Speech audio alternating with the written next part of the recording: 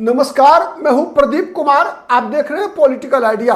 Political idea के आज के इस अंक में आप सभी दर्शकों का बहुत बहुत स्वागत है। मित्रों, आज हम बात करेंगे अरुण भारती के उस बयान का कि हम या तो 43 लड़ेंगे या 137 लड़ेंगे।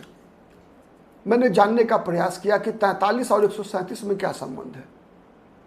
मैं बता रहा हूं, क्योंकि आपको याद होगा मैंने कल भी एक वीडियो बनाया था इस मामले पर, इसी बयान से जुड़ा हुआ, लेकिन तब तक मुझे वो जानकारी नहीं थी जो अब मेरे पास उपलब्ध है। क्या अंतर है मैं बता रहा हूं आपको, लेकिन उससे पहले ये समझिए कि 43 और 137 का संबंध क्या है। 43 मित्रों वो नंबर है जिस नंबर पर एलजेपी चुनाव लड़ी थी 2015 का विधानसभा चुनाव। मतलब जब बीजेपी, चिराग पासवान की पार्टी, लोक जनशक्ति पार्टी, उन दिनों स्वर्गीय रामविलास पासवान भी जीवित थे, जीतन राम मांझी की पार्टी और उपेंद्र कुशवाहा की पार्टी, इन चार दलों का गठबंधन था। नीतीश कुमार इस गठबंधन में नहीं थे। तो उस चुनाव में एलजेपी, चिराग पासवान की पार्टी ने 43 विधानसभा सीट पर चुनाव में उम्मीदवार उतारे थे। तो 43 का मतलब यह है। उसके बाद मैंने ढूंढा कि 137 का मतलब क्या है, 137 का क्या मतलब होता है। और यह बात दूसरा, 137 का मतलब क्या है और यह कहने की नौबत क्यों आई कि 43 या 137। इस बात की जब मैंने थोड़ा रिसर्च किया तो समझ में आया कि 43 तो मैंने बता दिया आपको कि 2014 में लड़े थे, 2015 के विधानसभा चुनाव में लड़े थे 43, तो वो मिनिमम सीट थी जो लोक जनशक्ति पार्टी लड़ी। अब 137 का क्या मामला है और ये क्यों है हुआ ऐसा, तो सबसे पहले समझिए कि 137 का मतलब क्या है। 137 का मतलब है कि पिछली बार लड़े थे 143, 143। लोक जनशक्ति पार्टी कितनी सीट पर लड़ी थी? 143 पर, 2020 के बिहार विधानसभा चुनाव में। तो 143 और 137 के बीच में क्या है अंतर? 6 सीट का। तो ये 6 सीट घट क्यों गया?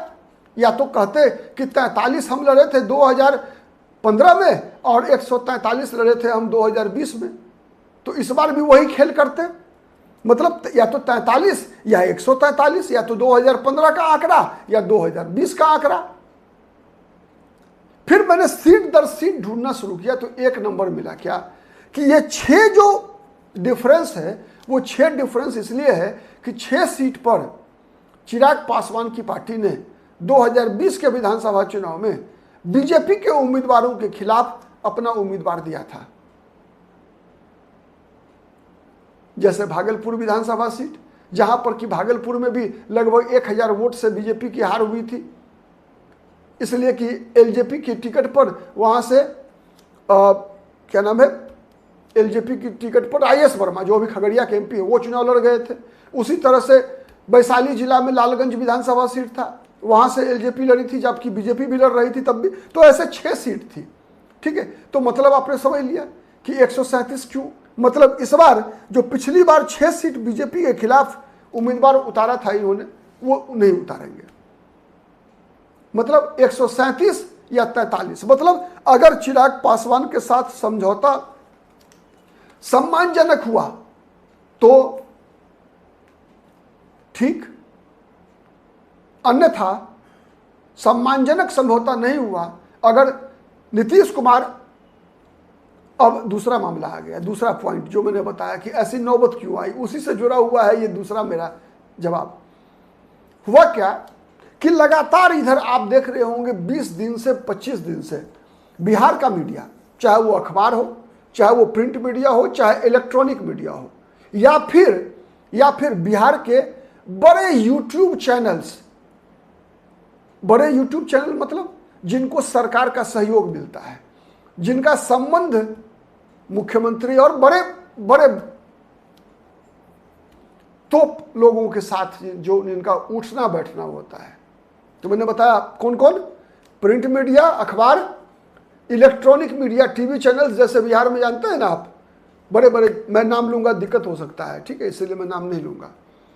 तो बड़े टीवी चैनल जो हैं, उसके बाद जो बड़े यूट्यूब चैनल्स भी हैं न्यूज के, जिनका मुख्यमंत्री, बड़े बड़े मंत्रियों के साथ उठना बैठना होता है, ऐसे सभी लोगों को फिनांस किया जाता है सरकार की तरफ से भी और पार्टी की तरफ से भी। क्योंकि अभी क्या है, अभी चुनाव में हर पॉलिटिकल पार्टी अपना पैसा भी ऐड कराती है इन लोगों के माध्यम से भी, बड़े यूट्यूब चैनल के माध्यम से भी।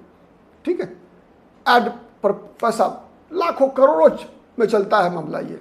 ठीक है, पूरा एकदम जनता के धन का लूटपाट जो है, जानते ही बिहार देश में चुनाव कितना महंगा है। तो जो लोग माल खाएंगे गुण तो गाएंगे नहीं, जिनका माल खाएंगे उनका गुण तो गाएंगे ही। तो दरअसल मामला यही है कि जानबूझकर एक समाचार लगातार मीडिया में प्लांट कराया जा रहा है, जबकि बातचीत कोई नहीं हुई है। न जनता दल यूनाइटेड की बातचीत बीजेपी के साथ अंदरूनी चल रही है, कोई सार्वजनिक बातचीत नहीं हुई है, ना कोई निष्कर्ष निकल कर आया है अब तक। न लोक जनशक्ति पार्टी, मिलना जुलना चल रहा है। लोक जनशक्ति चिराग पासवान भी जेपी नड्डा से मिले हैं, अमित शाह से मिले हैं, नीतीश कुमार की भी बातचीत लगातार चल रही है। धर्मेंद्र प्रधान बीजेपी के बड़े मंत्री हैं, जब पटना आए नीतीश कुमार से मुलाकात हुई उनकी। ललन सिंह और संजय झा जो बड़े नेता हैं दिल्ली में जनता दल यूनाइटेड के, बीजेपी के जो बिहार के प्रभारी हैं विनोद तावड़े, उनके संपर्क में हैं। चिराग पासवान भी उनके संपर्क में है।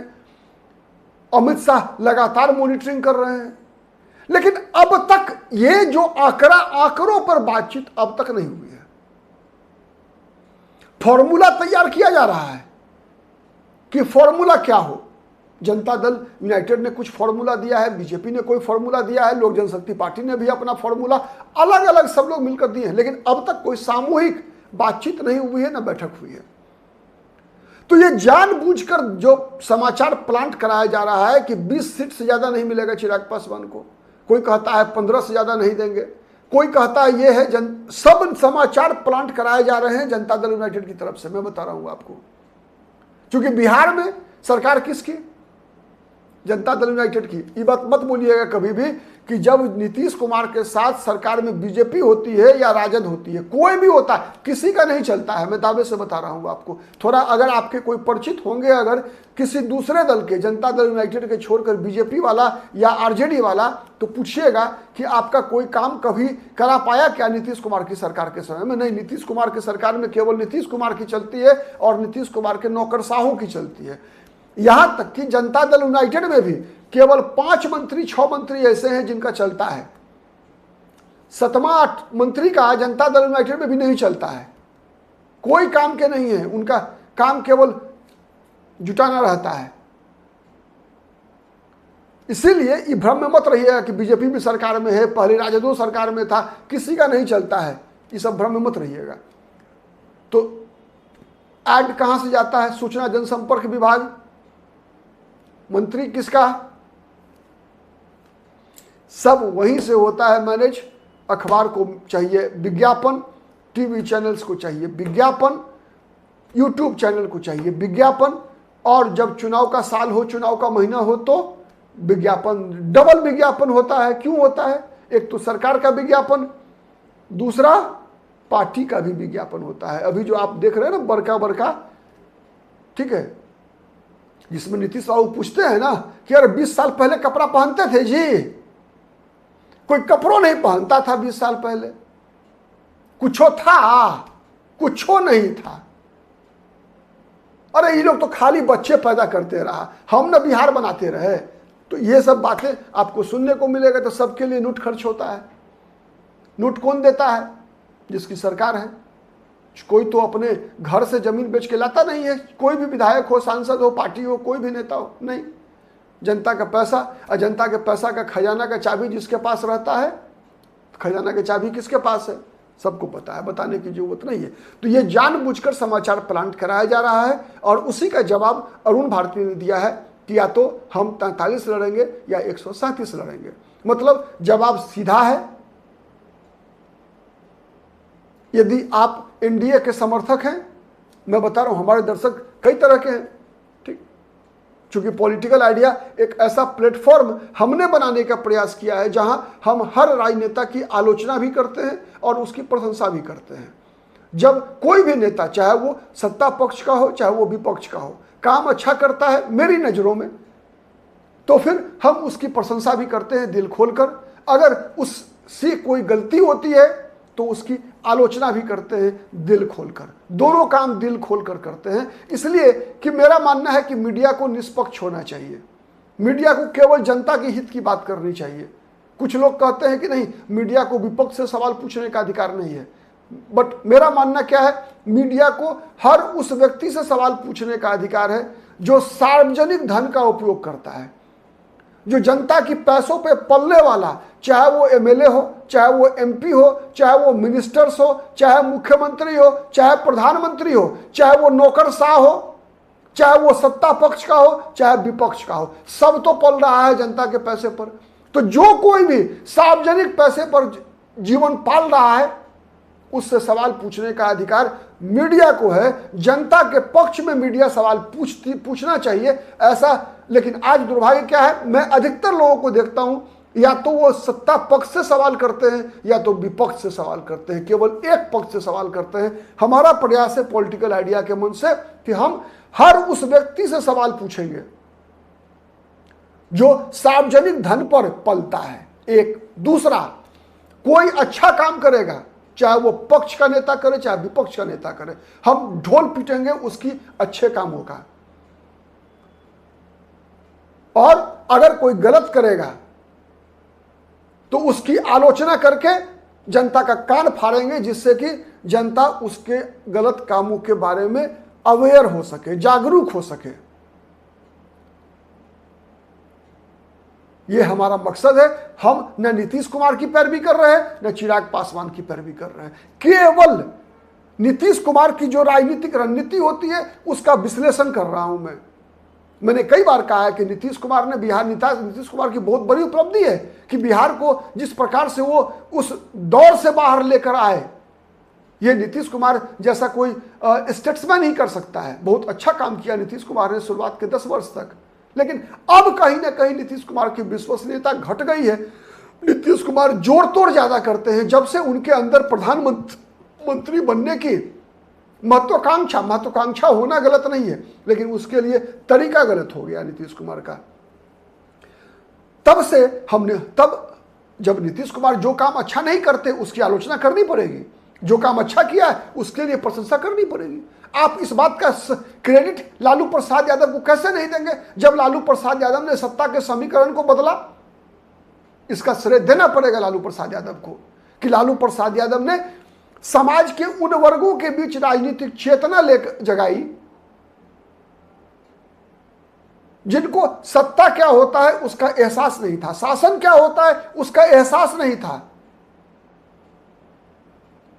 तो इस मामले में लालू प्रसाद यादव की प्रशंसा करनी पड़ेगी। लेकिन लालू प्रसाद यादव की आलोचना इसलिए करनी पड़ेगी कि लालू प्रसाद यादव ने रेलवे मंत्री रहते हुए रेलवे में एक ग्रुप डी की नौकरी देने के लिए, चपरासी की नौकरी देने के लिए एक यादव समाज के व्यक्ति से भी, कई यादवों से उसकी जमीनें लिखवा ली। तो इस बात की आप आलोचना क्यों नहीं करेंगे बताइए? करनी पड़ेगी। नहीं करेंगे तो हम कृतघ्न होंगे। पापी होगा वो पत्रकार जो इन दोनों चीजों में अंतर नहीं देखेगा। लालू की इस बात के लिए लालू यादव की प्रशंसा होनी चाहिए कि लालू यादव ने समाज के उन वर्गों के बीच राजनीतिक जागरूकता फैलाई जो राजनीति और सत्ता की समझ नहीं रखते थे, अपने अधिकार और अपने कर्तव्य के बारे में नहीं जानते थे। लेकिन साथ ही लालू प्रसाद यादव की इस बात के लिए आलोचना होनी चाहिए कि लालू प्रसाद यादव ने सत्ता का स्वाद केवल अपने परिवार के लिए चखने और चखाने के लिए ही जीवन का आधार बना लिया। नहीं बनाया होता तो आज लालू प्रसाद यादव बिहार की राजनीति में शायद दूसरे अंबेडकर होते। तो इसीलिए इस विषय को इससे नहीं जोड़ना चाहिए कभी भी।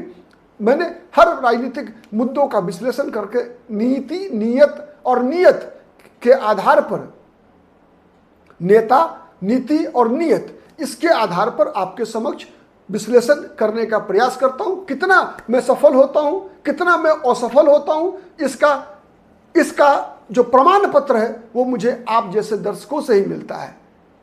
मैं खुद को नहीं दे सकता, लेकिन मैं इतना दावा कर सकता हूं कि मैं प्रयास सही रास्ते पर करता हूं। आज के लिए इतना ही।